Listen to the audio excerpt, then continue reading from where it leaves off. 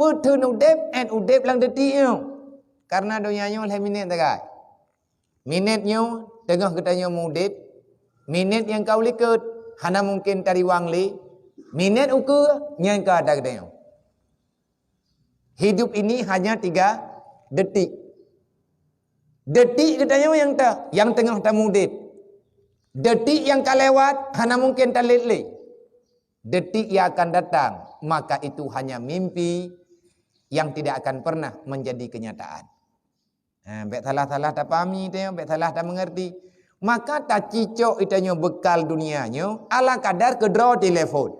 Itanya na anak perumah tu.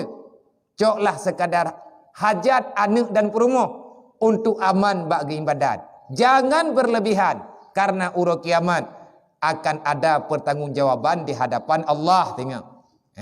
Yang selain daripada kebutuhan hajat diri dan keluarga bakta ibadat, maka dibelanjakan akan dia semuanya itu untuk berbuat kebajikan. Seperti yang kalian kepegah likut. Tahu yang kalian kepegah likut, maka gunakanlah kekayaanmu.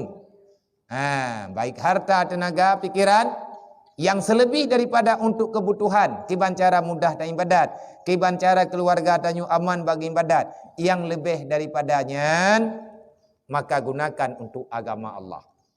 Baik salah-salah pegah. Ramai orang kepegah rumah. Pun pegah lewat.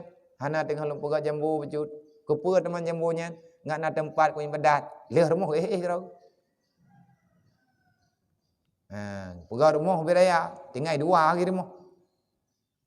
Nah kama tinggal 2 lagi rumah. Rumah tidak lekau tidak. Kama 7 boh. Pajang ke Kiban cara geih 7 boh kama.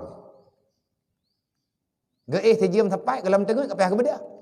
Nyana sayang dekat kama. Yang kalau nak tingkat 2 tingkat le kan lebut kamu tinggal bak triliun. Nyan nunggu salah fikir, nyan keun gurur. Merasa senang yang adanya golom ada jaminan tenang. Tenang kedayo kan, bak amanati, bak ibadat kepada Allah.